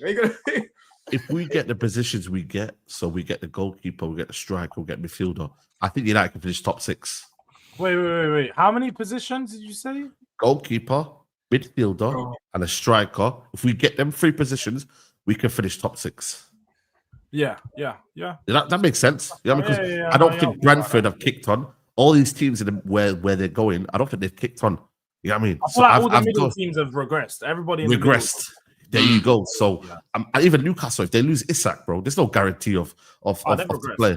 So you know what I mean. So I'm not saying it's guaranteed. By the way, I'm just saying what United I think could go and get top 6 with 1 game a week as well. If it was 2 games a week, I would have been nah. See you later.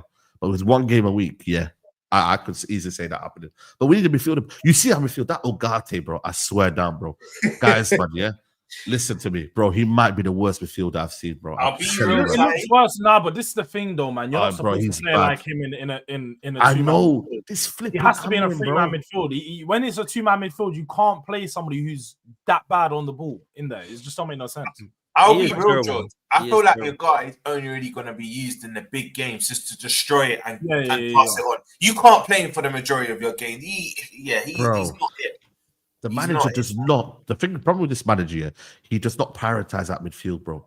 He does not he's playing Bruno there, bro. And I tweeted out, yeah, I said, yo, Bruno will get this manager sacked, bro, because he's not a midfielder. You can clearly see he's not a midfielder in that double pivot. In the 10 role, cool. Do his thing. You can get assists and that. You mean he's not a centre midfielder? He's not a central midfielder, bro.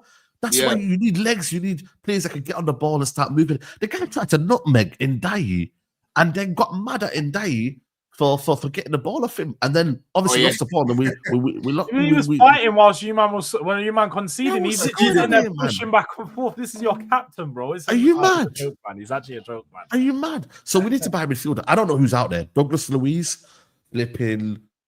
No, bro. I would have wanted That's the thing, though, Saeed, bro. What type of midfielder do you need? Just we need a controlling midfielder. We need a controlling midfielder, but also someone that's very, very athletic as well. That can get about the pitch. I think Douglas Luiz is a little bit of a mixture of that. He's still got the legs in midfield. Do you know he would have actually been all right for you lot, but you lot probably wouldn't have wanted to loan him, but he would be good for you. Who Spurs just got? I think Paulino would have done a job in your team. You're getting another Ugarte profile, man. You're getting another Ugarte, bro. Oh, this is disrespect to Paulino. He's much better than Ugarte. Bro. He's a much better passer. He's a much better on the ball than Ugarte. Exactly. If you watch him for Portugal, you'll see him next to Vitinha. Like, bro, there's a difference. No, but that's the thing, though. What did you say there? Next to Vitinha, you play Paulinho next to an actual centre mid. You're cooking, right? But if you're asking him to be the centre mid, broski, he's not a central midfielder, is he? He's a DM first. Somebody said yesterday, it's like drinking out of a glass cup and a can, bro. Like, you still drinking the same drink, bro. Like, you know what I'm saying? Like, let's not do this. Like, I get it, yeah. He's not as bad on the ball as Ugarte, but bro, man, I'd swear, I've watched him for Bayern Munich. He is not all that, bro. In a pressured environment, yeah, cool. When you're Fulham, the mentality is win the ball back, high pressure, whatever. You're not. When the thing is with Bayern Munich, they say, yo, you have to be good on the ball, mate. You need to show some decent technical ability. No, what are you doing? Not to be rude, the place you lot are right now, you've adopted the similar mentality to Fulham. It's just win the ball back and move it on anyway. You're not trying to adopt like the pretty style. In a 4-3-3, I think that's why I think that Tottenham's going to work, because I've seen Norgard play for Brentford, and the manager's got the best out of him. What's his name? The Thomas Frank. He's got the best out of Norgard in a Brentford team. So I ain't gonna lie to you, man. I think he'll do well in a 4-3-3 or whatever formation they're playing over there, because there's going to be players around him. There's going to be a system there. It's strong. The manager's tactically very, very flexible. He can adapt to situations. I think he'll do all right over there. But you can't transmit that to Man United and think, yeah, he's going to do well for us. It's not.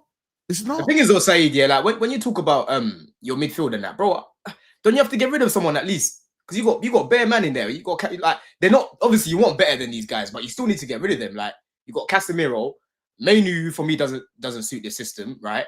Yeah. You've got obviously even my man Justin Bieber. I forgot my man's name. What's my man's name? The guy you got from United. Collier, that meaty, he's average, bro. Yeah, he's not. You've got who else have you got in there? You've got obviously got Bruno, and then you've got Ugarte.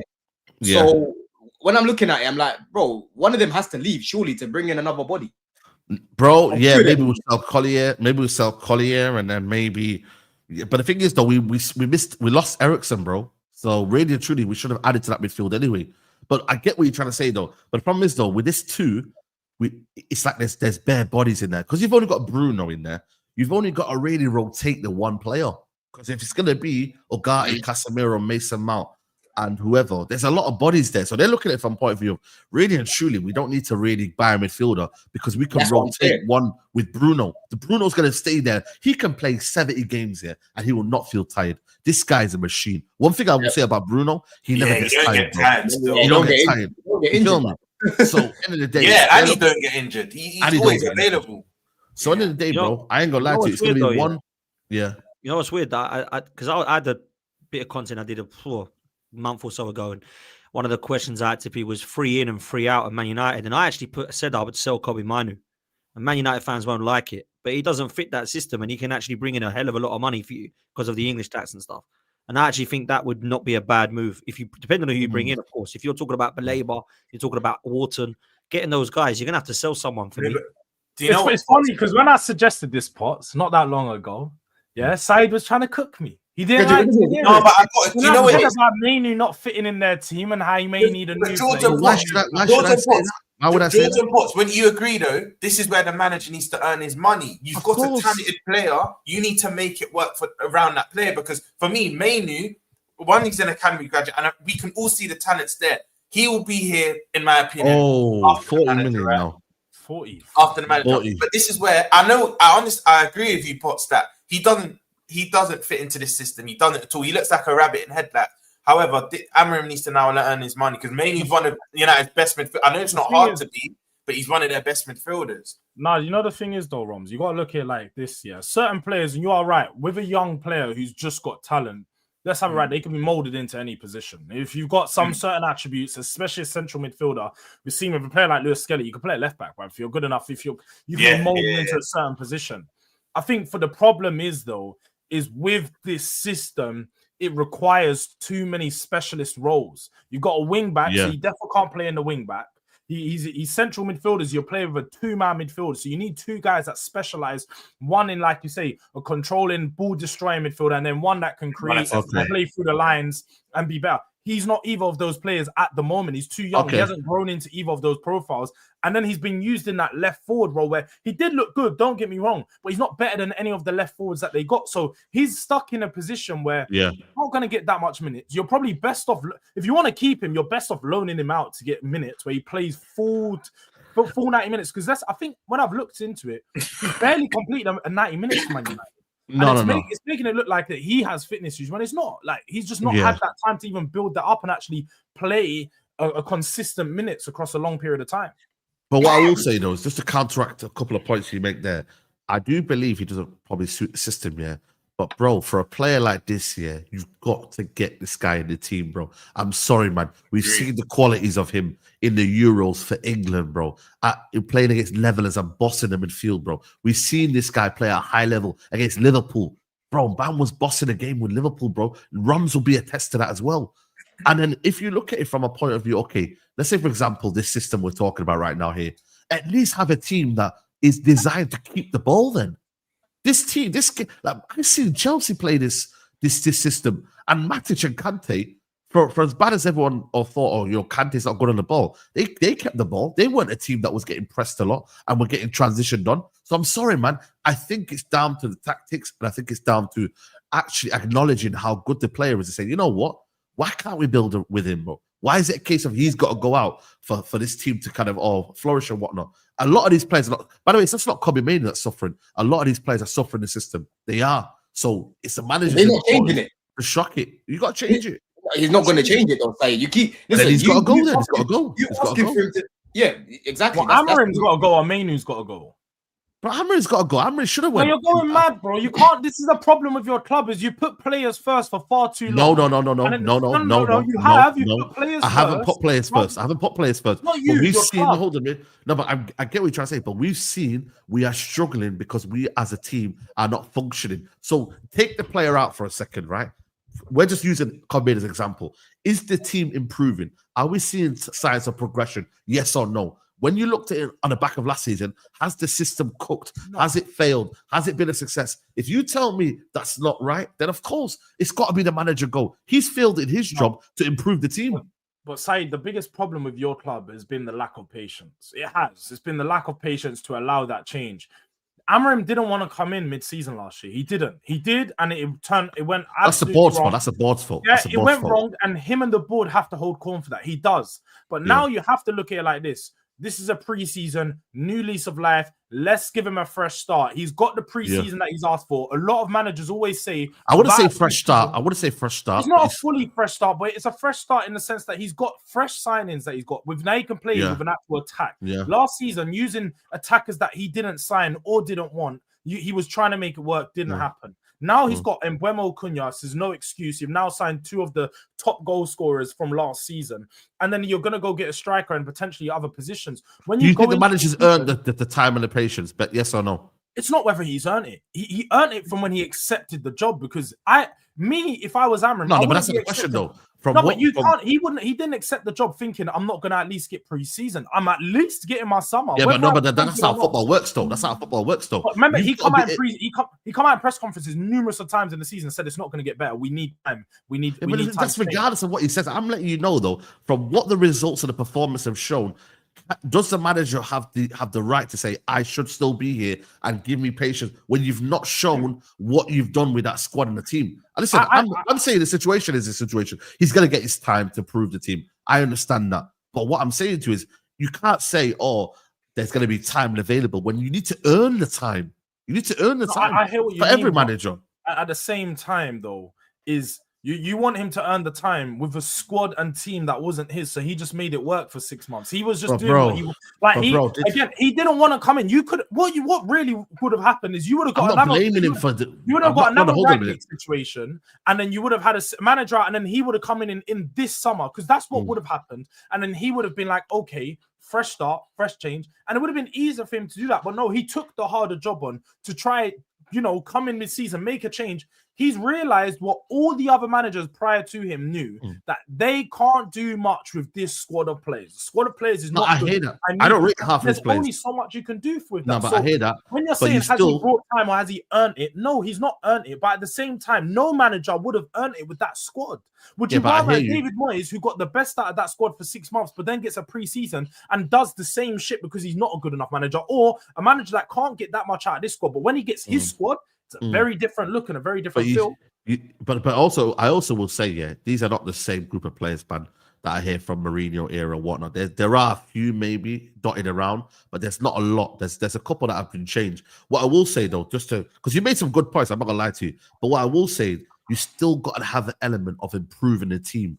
Whether you're new or not, bro, you've got to show that you're capable of improving players, having a system, having an identity, and showing that, you know what, when I do get the money, I'm the best man for it. If I can't show the credentials and the tactics and the flexibility that I can change things when you're at the most weakest, then, bro, when you get the money and when you get the players, how are you going to show your capabilities? I'm sorry. I need to see something, a baseline of what you're doing. And I'm sorry, it was unprecedented. 15th, the amount of losses, losing to the Europa League final. There was a case for Amorim to be sacked. But now, I wouldn't say it's a fresh start. He's got to now get on he's got to be fast start, the season. He's got to have a fast start and he's got to improve the team. If he does that, then we could all be proven wrong. I'm here to be proven wrong, by the way. I'm not here one of them like, yo, like, I've not got an agenda now. Prove me wrong, and we will see what happens. I think you got to give him the time to prove you wrong, right? That's how long's the time? How long we talking? For me, if I'm talking about this season, I'd say give him till January. You give him till January. You give him that period of between. Wow. And the reason I say this because you've got 1 game a week. So let's have it right. Playing 1 game a week doesn't give you a lot of time to actually work with a team to build up and actually, find the right team. I feel like. Because I remember when we played one game a week under Ange in his first season. After 10 games, Spurs got figured out. It was like, oh shit, now we're starting to have our problems. You can't look at the first 5-6 games and be like, oh, this is how it's going to be for the rest of the season. Because when did you turn Ange out, by the way? I was Ange out last year January. So that was after we started to turn. We turned before then. We was already on a bad run before then, but it was in the middle of the bad run. I was like, to be fair. George, I can actually vouch for George, and George had the same energy for his club. Because remember, and Potts, you probably agree, he was one of the last to turn Ange out. So he was even giving his own manager time. So I get where you're coming from. I feel like sometimes you just got to give them time. And I think January, for me, gives you a good amount of time because then you're giving him 4 months solid to work with this team. If he's not made a significant difference, he's been at the club for over a year now. All right, cut the losses, innit? Bring someone else in. Okay. Fair enough. There's a super chat here came in. Adash says, I feel sorry for saying scrubbing goals, scrub at the front, scrubs everywhere. Midfield be running like porridge. But hold that side, United in the mud. Our best midfield for Man United is Casado. Is so. Wait, Saeed, there was a bit at the end. Can I say the bit at the end? Yeah, you say that. You never walk it in. We got Adash. There you go. Yeah, Jack skimmed past that. Yeah, listen, man, I ain't saying that one. Listen, I want to talk on the Maddison situation because it could affect Arsenal. And I say that because, Eze could be now a situation where Tottenham should be looking at, man. And if Arsenal aren't quick, Dan, are you worried that Tottenham might come in for Eze because Maddison's out now and they need a 10/8, it could be a concern there for you, bro. I don't think it's a concern for him picking Tottenham over Arsenal. I think it's a no-brainer. He's going to choose Arsenal over Tottenham if the two clubs come in. But yeah, it could be a concern that if we don't go in for him and aren't interested, then Spurs could come in and take him. But I think Arsenal would have to say, nah, we don't want him. We ain't going to be entertaining Eze. We're going to be moving on. I think that happens, then yeah, Tottenham can get him. But I really don't believe that Tottenham will get Eze. They could go in for Paqueta at West Ham or somebody like that, Tottenham, but I don't think that they'll be seriously going in for Eze, in my opinion. I know they like him, and I know Tottenham have gone in for him before, but I think Eze wants Arsenal. From what you read, it sounds like he's set on that move, and it sounds like Arsenal are believing that they can try and negotiate with Palace. I don't really know the rumours on this release clause with Eze. I haven't got a clue if that's actually a thing and that it has actually expired. Apparently, Sammy D confirmed on Friday that it's on like 14th that he saw one of the Palace journalists say it was the 14th of August. That still so this is what I'm at. So there's a lot of people that are saying that he's expired now and it's a massive risk. And I did a show on it the other day saying it is a massive risk for Arsenal. If it hasn't expired, then I don't think it is a risk. I mean, obviously, if it's still there, then Arsenal is still going to try and get the deal done. I think it will happen. I just think it's going to be a matter of when and what the price is. I mean, I think we just got to get 68 M's and just do it because that's the release clause. Stop mucking around. But Andrea Berta is apparently very, very confident that Palace have suggested that they're happy to accept below. Not like 40 million, but I think 55, 60, I think is the deal that they're looking at trying to get done. So I don't know if that means it's more upfront or if it's like 68 M's, but it's like 28, or is it's like 60, but it's like that's what I heard they wanted originally, is that they wanted 20, they wanted heavy installments. That's what the biggest problem was. They just want heavy upfront. They want to know that they can spend money. So I think if they're doing the heavy upfront thing, I think Arsenal will then got to decide if they want to go along with that, or if they want to try and do like more in the first, more up top, but less overall, or more in the long run, but like in less installments or whatever it be. So I think it could be a really interesting one. I think this is going to go on, if I'm honest with you, because Arsenal, we know what they're like with negotiating. It's crazy. It takes weeks. So I can't see this one getting done quickly. I do think we're in for him. I do think there's genuine interest, and I do think that Eze wants Arsenal. I know a lot of people are saying, how don't you know that he wouldn't go Chelsea or Tottenham over Arsenal? I think he'd go to Arsenal. I think he's a big Arsenal fan. He obviously was playing for us, and we released him at 12 years old. He's made murmurings around the fact that he wants to come back. I think he sees there's a position for him. And Tottenham, I'm going to say, as much as I can't stand Tottenham, that's a shocking injury for Maddison to get in pre-season. Yeah, it's shocking, man. That's just awful, man. Absolutely awful. No contact as well. No contact. Same knee that he injured just a few months ago that he come back from. I think that's always more worrying, George. When it's no contact, always more worrying. And he was down, he was in a lot of pain, He wasn't moving. And when you saw the stretch come, he was done. He's done. It's never nice to see. Do you know what I would say? Kulusevski's out as well, yeah. Kulusevski's out as well. Is that right? He's out until at least October, November. We ain't got no number. We've literally got no number 10 at the moment. And George, this is where I can help you out. And I know you're going to say no. Look, you know what's coming. You know what's mad, George? I don't even want to sell this player now because the way we're selling a lot of our forwards, he will hardly play, but when you just want to keep talent in the squad, I don't want to sell him to you. However, if you put up a nice 50 million fee, we've got Harvey Elliott. We've got Harvey Elliott fee. That's crazy. 30, 35 million. 50 is crazy. Harvey Elliott. But I'll be honest, look. I don't think he's a bad player, and I can see how Harvey Elliott would come into our team and actually have an impact. I think next to the likes of Kudus, Odegaard, and stuff in the 10, Elliott could cook. Elliott could cook. He's a good player and he would raise the technical level of our team. There's no doubt about that. But I just think there's so many better players out there that you can go and sign for less money. Like we've just seen, I saw the confirmation this morning. Al Ali picked up Enzo Miller. Spurs were in for that deal. Apparently, we were trying to hijack him. That's the player I would have wanted. Is he good? Is he good? I've not watched him. Hold, I've been doing. What is he? Stuttgart. He's a number 10. Is he good? Young player. He's good. I don't know why he's going Al Ali. Like he was supposed to be going Atletico, but they didn't. There was some that got hijacked. The best number 10. All of them are gonna go there. Yeah, definitely that. But more than anything, I just think Spurs need to go out there, especially with no Maddison, especially with no Kulusevski. We need a superstar number 10. Like we can't. The only superstar number 10 is really Sanchez. Sanchez is the only one I think looks an absolute superstar from Athletic Bilbao. All the others are like Grealish, Elliott. Do you know what I mean? Like for me, and I'm not saying Grealish and Elliott are shocking, by the way, but I don't think they're like wow. They take you to the next, like McAtee. People are saying that don't take it to the next level. I think Sanchez would be unbelievable if you could get him, but I don't know. Jericho. El Canus, I can't. That's my baller. That's my baller. He's cold. I would take an El Canus, but again, he's not a replacement for Madders. That's just an addition to the already attacking. Like, does he even start with a Toan Odegaard? Maybe some games he might, but he might not in a lot of games as well. What do you mean? Are you mad? I don't think you've actually watched Odegaard. What? No. This one. Watch Odegaard. You know, when people see Odegaard, I think he's quite good. Odegaard is cold. Left foot, right foot dribbler. Yeah. When you actually see this guy get a lot of minutes in the Premier League, okay, Odegaard, I'll give you, but tell. I was saying this about Odegaard because a lot of rival fans are quick to say Odegaard's this, he's that. One, he had a key injury last season, and he doesn't get a lot of minutes. Let him have his run. I think Odegaard's quite a shrewd signer. That's why he only paid that 15, 20 mil or something like 20 Came from Burnley.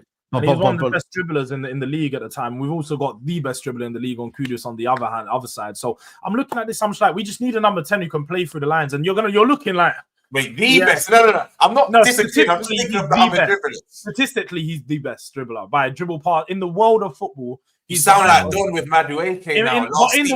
But in the world of football, he's only behind Yamal. And he clears everyone else when it comes to 1v1, like not 1v1s, take-ons and so on.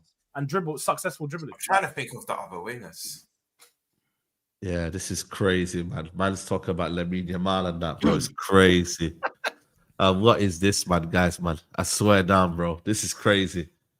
Yo, this is crazy. Kudus will probably play there. He's in the 10. I don't think he's the best. And then after that, I don't know what happens on the wings for Spurs, but I guess they'll go for like Brennan Johnson and Odegaard or Tell.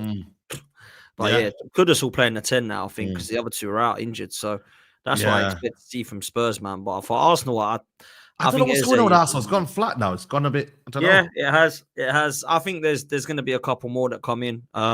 There's talk of Kivior leaving, which I'm not shocked by because obviously he wants first team football. I think we can get some good money for him. I think they're saying between 30 million plus. I think that's good considering we signed him for about 20. So I think if we don't sell him this summer, I don't think we're going to get that sort of money from him again. So I think that would be fine. Jeremy Jacquet is mentioned as being a replacement for him, a 19-year-old Rennes defender. So I think the reason we link with him is because Kivior could be going. I don't think we're going to get another centre-back on top of what we've got. Eze's being linked, but other than that, it's gone quiet. I mean, I look at the scenario and I think that the players that what we're trying to do now, I think, is sell. And that's going to be difficult, mate. That's going to be difficult. Nobody wants Zinchenko on them wages. Nobody wants Fabi Vieira. Lokonga, there's no interest. We've obviously got Gabriel Jesus. There are people talking about him potentially leaving. Trossard, likewise. So Reece Nelson. I think there's all little murmurings and clubs that are linked with these players. But I don't think we're going to get a hell of a lot, if I'm honest. I don't think we're going to get a hell of a lot of players. I mean, we're not going to get more than like 10 million for Nelson. We're not going to get anywhere near 10 million for Lokonga. I think Zinchenko has been touted for about 15 M's. Obviously up top with Jesus, his injury record's horrific. I don't know how much money you're going to get for him. Excuse me. So yeah, I feel like there's a lot of rumors that there'll be in the next few weeks. But for me, it's the kind of what you call it. Yeah, it's the Eze stuff for me. I I want to sell Kivio, you know. I'd keep him as a squad option, man. Same. I would, yeah. I would. I mean, we were linked with Joel Harto before he went to Chelsea, and obviously he's picked first team for Chelsea, which I understood why he would do that. But I think Mosquera can play left-sided centre-back, and this Jeremy Jacket, I don't know if I'm saying that right, by the way, is clearly a friend. No, you're doing it right. Sounding.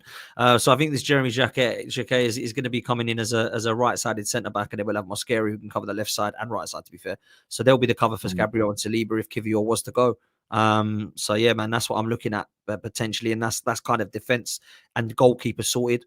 Midfield, it looks like we're done. If I'm honest, I think that Norgard and Zubimendi are going to be the kind of holding midfielder roles. We've got Rice and we've got Marino in at the 8. Eze will come in and be potentially covered for that if he does come in as well, and there'll be Eze if he comes in, Erdegaard and Ethan and Max Dowman that are all going to be there. So I think the midfield is pretty much done if Eze comes in, and then it's all on what we do in the left side of left wing. I think that's the pre-season's been poor, bro. It's been poor for me. Looking at the kind of needs for it, we obviously are desperate for Gyökeres to get playing. I think Martinelli and Trossard have started to gaff out a bit. Saka's been quiet in one of the games, but man of the match in the other 2, so he looks okay. Madueke's got to come in the next Emirates Cup games, which we're going to see a lot with Villarreal and Athletic Club Bilbao. We're playing both of those, which are 2 good oppositions to play against. And the Emirates, we'll see what we do, because Gyökeres has got to get into the mix before Old Trafford. We've got to get Zubimendi playing and fit. We've got to be looking at Madueke coming in as well. And then there's links as well to Eze and a left winger. And I don't know what the left winger is going to be. Obviously, I want Rodrigo. I don't think, if you want my honest opinion, I don't think he leaves Real Madrid. But if he does leave Real Madrid, I think that Rodrigo should be all over. And Lookman as well is apparently rejecting deals, so he wants to go. So I think Lookman would be a very good signing. The president, sorry to cut you off, the president of Atlanta said they don't want to sell to Inter. So which makes sense, because why would you want to sell him to a fellow kind of rival in that aspect? You know what I mean? If Rodrigo isn't an option side, Lookman's the next one I want. I'd have Lookman over Leao. I know a lot of people might laugh at that, but I think he's more consistent than Leao. Leao's been a little bit all over the place, really. And I know that on his days he's unstoppable, but Lookman has been cold for a good couple of years now, and in Europe he's been cooking. So And do you know why Lookman's a good choice as well? He's homegrown. A lot of people don't know, but obviously he come out of Charlton's academy. So when you're talking about Champions League, homegrown, academy trained players, he counts for that. So it just fits in for what you need, innit? I'll take Leao over Lookman though. Bring me Leao. I just need a superstar player like that. I need some full chat. George, I spoke to Mo, because he knows Italian football better than me, right? And he said like Rafael Leao. He said, trust, don't go there. He's just an absolute chaos. He's a chaos. He's He's one of those, like Jeremy Doku, where it's like, wow, he looks brilliant, and he's like, does he actually do anything? Like, and Maximan and like players like that, Adama Traore, they look all lovely on the ball, but they don't actually have any output. I think Leao's a little bit like that, if I'm honest. Do you know what, Poch? Normally people say, "Oh, do you even watch that team? Do you actually watch that club?" Milan, I watched a good 15, 20 times last season, because I like Reinders and I like a few of the other players, right? Yeah, Reinders. And I noticed the trend. Leao will cook with space in behind. So in the bigger games, he's more alive. Like, you'd see him score a mad goal. It even happened to us the other day. I know it's pre-season. We were dominating the ball. One counter. You saw Van Dijk gave him a bit too much space. He puts it top bin, flies past Alisson. But I'm telling you, predominantly 8 or 9 times out of 10, if it's a low block, he is ineffective. I think it's not even like he's bad. I just think people overrate this guy. He's not what people think he is. He's just not. The Portuguese Rashford, someone said in the chat, that's about right. That's literally that's crazy. Portuguese Rashford still. That's crazy. Yeah, listen, we'll find out, man. Listen, the Pletting there's not really an update from Pletting. He's just basically saying the same shit, bro. United have not made an offer yet. We're still waiting for a decision to be made. So let's see, man. Let's see. Like I said to you, man, for me, bro, just go get me midfielder, man. That's my biggest option right now.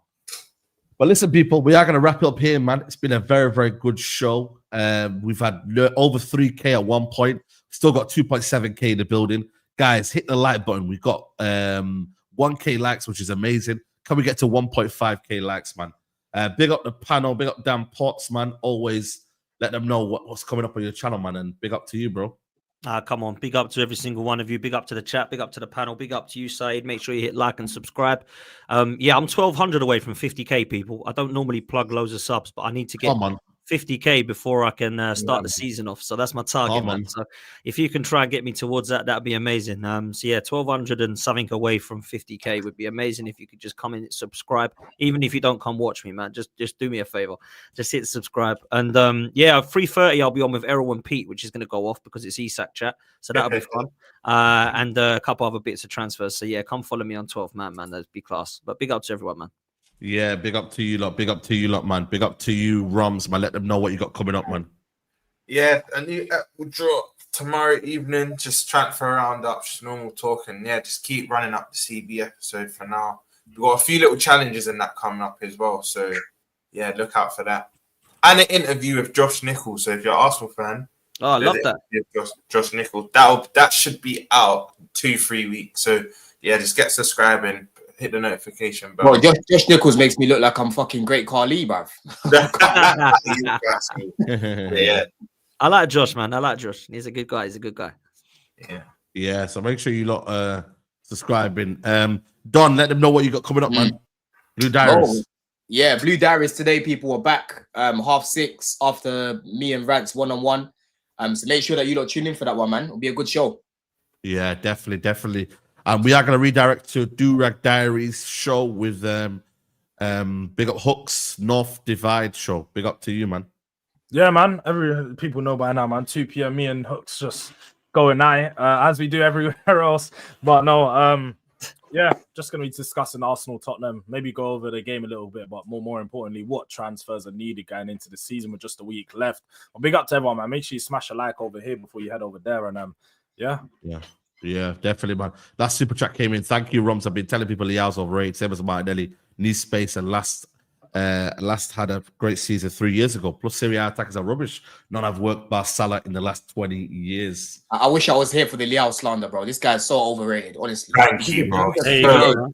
There you go. So overrated. They don't even work off the ball. Arsenal fans. The funniest thing is he'll probably cook. Whoever was to sign him in top 6, he'll probably cook against all of our clubs because we're not gonna show as much respect. But them low block, them 14 out of the 20 teams you play, you're just gonna be like, this guy's doing nothing. Bro, all he does is smile, bro. He smiles and then he just lets the fullback get cooked because he ain't got no fucking energy to track. You know what I'm saying? They don't track his runners. Arteta's going nowhere near Liao. So any Arsenal fans thinking, oh, we might go for Liao, no chance, bro. I'll be real though. If you do give him space.